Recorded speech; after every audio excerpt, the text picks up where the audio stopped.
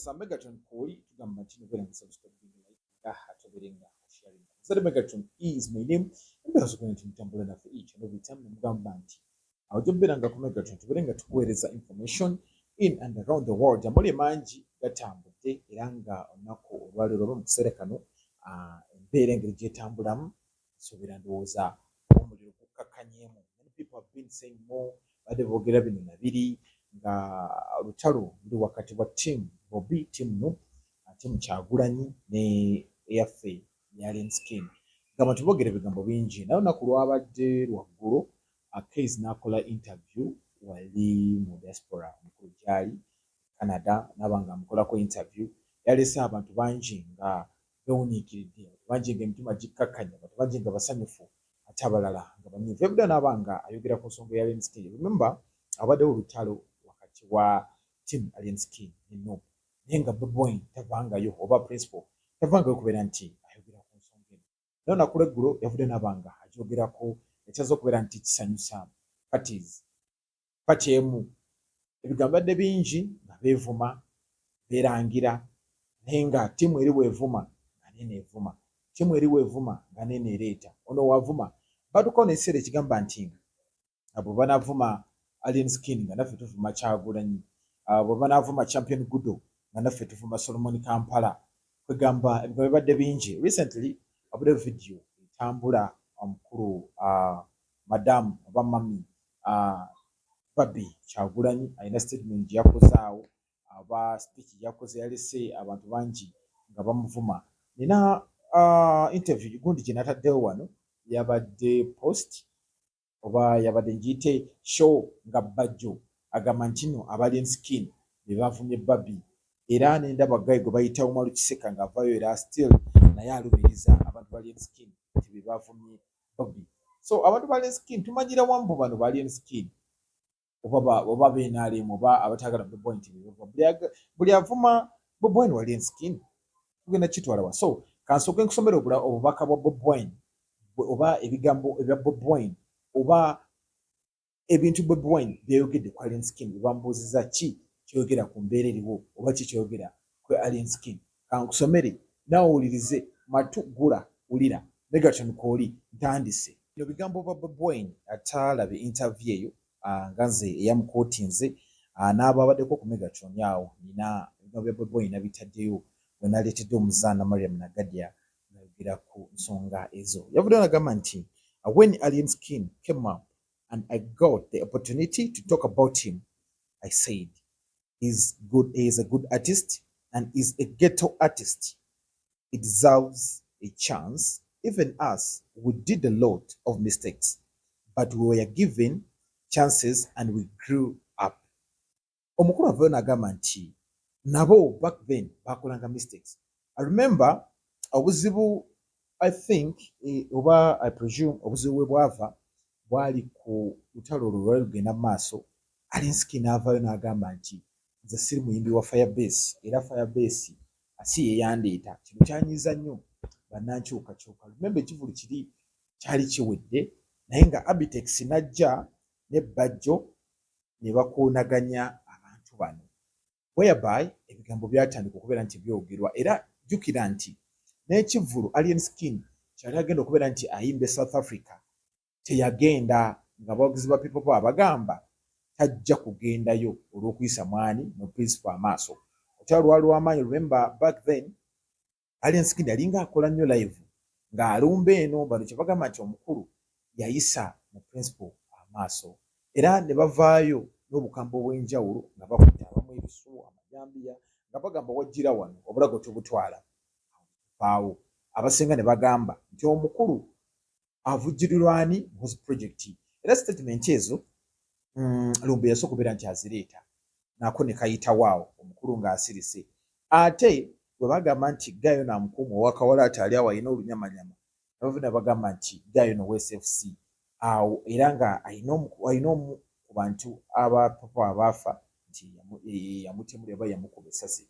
A principal oba muyite recipe n'avaayo n'agamba nti bino byonna ebyogerwa bifo awo n'ayira wani Alien Skin omubiri ebigambo ne bajja nga bitambula nga Bobi Wine yasirise manyi tatera beera nga yeegatta mu ntalo musajja musirifu nnyo era agenda okuvaayo okwogera kimulwa omutwe kagwenda gwawamu awamu muhoozi nawamu naani ne President Museveni abo awamu naye bano abasigadde tatera nnyo bba wabudde era olaba ne bayimbi banne ennaku zino oba mukyokoza tafaayo asirika bano abali abayimbi banne abanene asirika era ena n'akantu ke nalabye jjo omukulu Big Sis Baby Cool yabadde awo ng'amwogerako yasonaba ng'atandika bulungi abantu nga basanyufu kozi abadde apafominze bulungi n'amwogerako abo ngemboga ajja kuva ku siteegi ojja kutyoboola mukulu awo nalabidde amaanyi g'omusajja wa amaanyi mwegali so nambadde nkyali ku nsonga za Alienskin Bwebweni awo bano bwe baakubanga nga Alienskin avaayo ku live ez'enjawulo za TikTok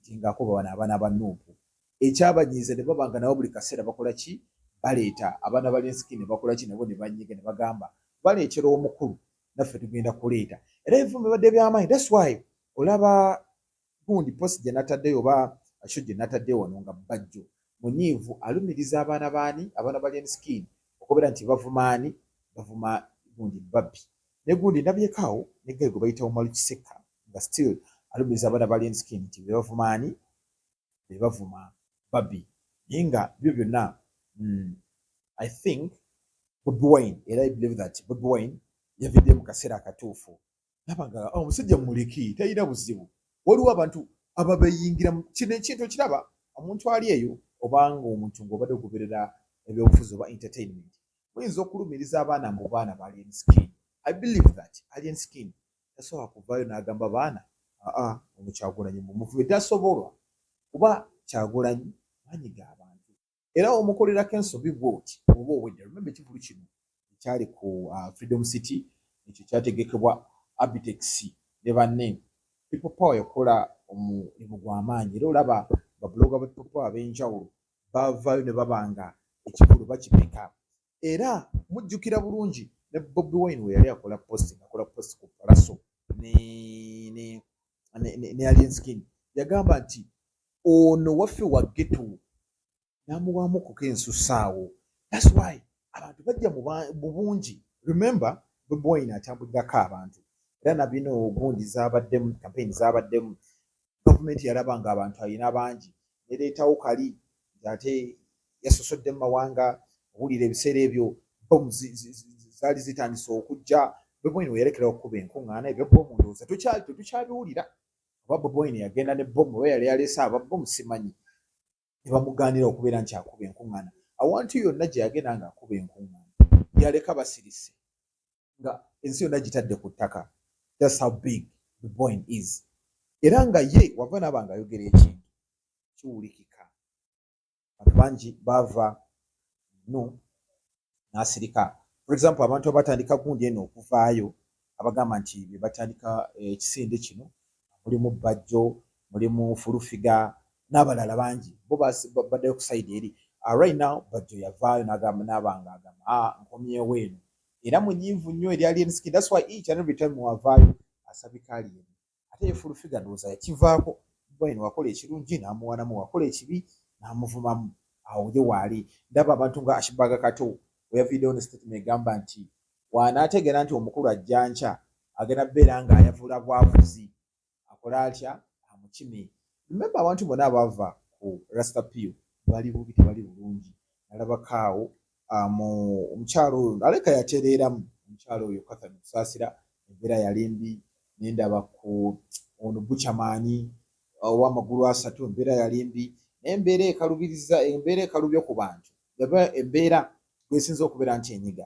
Ashibaga Kato embeera emugize nnyo era omulaba ija ne butamu wakola posti gundi nyamba fada nyamba era nga omwana ono senga yasigala ku Bobi Wine senga ali mulungi remember kasaba kujjayo eri ne bakuleeta mu kibiina ekya yero bamanyi bakumaze tulina kyogenda bakola kirala abantu baba bakooya baba bakukyayo remember kankujjukize gundi Ronald Mayinja soka n'ava mu kisinde naddamu enaalimu tuba tulya nadda nakomawo n'ayimba muzeeyi ebintu bizeemu tuba tuli awo n'addayo kwegamba nga adingisa olwagenda ne bamugoba ku kitebe n'ava mu ggwanga lino n'agenda nasembeyo mulaba nga agamba agenda kukomawo naye God is good omukulu Kyagulanyi Ssentamu yavudde n'agamba nti abantu abo bonna naffe twakulanga ensobi nebatusonyiwa teri atuukiridde. So nsuubira Bobi Wine mukulembeze mulungi era nga akitinga nga example eri abalala. Mwavuma bannammwe olw'ekibiina olwakuba sibagira gundi n'omuyisaamu eggaali. I think and I presume that buli omu alina eddembe okwogera kyayagala kyawuliramu emirembe. Bano abagenze ku lwa ssente ne batazibawa awo nkuvunaana. Kati nze nina omuntu asinga okunnyumira Bebe yagamba ndi weenaalimu ne taata we yennyini teyamuwagira n'agamba ndi weenaalimu sivaayo. Omukulu atera okyukakyukamu Kamiiri n'essaawa eno atologa ndi weenaalimu sivaayo. Kiga kye ŋŋamba naye bano abakyukakyuka mbadde nnako obuzibu naye I think and I believe that ono Donald musajja mukulu Lwadi Mayinja yafunyeemu essomo. Bw'otuukira mu mbeera famire yo gitutte toliiwo gamba embeera ekalube mu Uganda ng'ate bano bo bakoleddemu ssente. The likes of Mr. Kisemakula. Mr. Kisemakula alina papaazi wano ategeka ebivulu abayimbi bangi abayambye era press conference ezisinga zibeera awo. Naddabo ono aluna mu biru amataka galina tobala ekirabo ky'emmere kikola. Geoffrey Rutayi yasalawo yafuna kaadi ye ya Nuupu agirina era mubaka ne bizinesi zitambula. Banno be wayimbanga nabo bali bulungi naye gwe wasalawo oyingire ebyobufuzi otandike okudda eno oli matako 2 beno n'okuba eno nekikulema. Omukulu kasa akuyita n'akussa wali n'akitegera nti abantu tebakyakuwuliriza olina kyogenda kubeera nti omugamba. Ate n'abanene bangi bali mu gundi mwenaaleemu omwo tebabaagala bajja bakuba olukokola mu gundi muno tuddamu kussa nawe osigala eno ng'ekintu kyo kikubira eno. I think kuba ku a safe side. So back nga nzeeyo ku bano abeevuma temugenda kumalawo kintu na kwevuma. Kwevuma si kulungi. Kati abali eno mugamba mugenda vuma Babe mugenda vuma Kyago mugenda vuma ki n'abapepa bagamba tugenda vuma ali. Remember oliwo omuntu ayagala ali musically nga ye amwagala yamuyingira mu mubiri. Oliwo omuntu ayagala Bobi Wine musically naye ng'ebyokulembeze tamwagala. Kyova olaba abaana ba Nuupu abamu oba aba Nuupu nga baagala ani baagala Bebe Cool olwa music we. Naye kituuka ku byobufuzi ngagamba sidinga nani ne Big Sis Bebe Cool.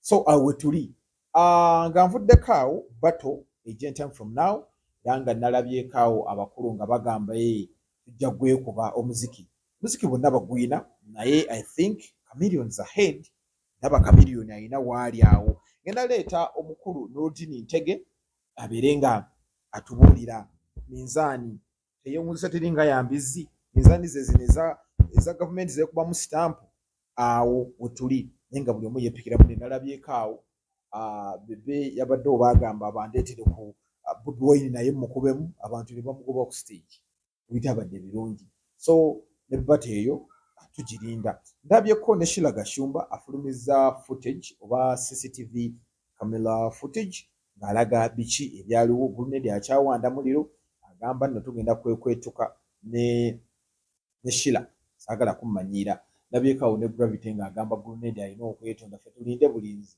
anokubeera nti yeetonda ebintu byakoze mu bya kisiru ajja kwetonda. Ne Gulunedi agamba sijja kwetonda. N'ensonga endala nnyingi ezikyatambula. Yesterday kyabadde kivulu kya David Ntalo basinga bagamba mbu babbye ssente omukulu teyafunyeemu nnyo naye katulabe wagigenda okubeera nga biggwira. Ngenda leeta muswa apromota abeere nga atunyiganyigamu Franka Ntambi ngenda beera naye muleeta nsooka tubeere nga tusikubaganyako ebirowoozo. Kankulekere abantu ab'enjawulo nga boogera ku nsonga ya Alinskin ne speech oba interview ya Bobi Wine abantu bajawugerako ki naawe tubeere nga onsajja kuba Megatron kuli tugamba ati nobeera mu subscribe likinga tubeere nga sharinga. Muzadi Megatron is my name. Remember yagala okubeera nti olanga naffe enamba eri 0701 7715 ngambe 0701 7715 03 noonya mmoze Megatron obeere nga akuyamba. Eno channel yammwe Yazza alina kyowabula oba kyobuuza gwe noonyaako tubeere nga tukwasaganya ebigambo mpola mpola.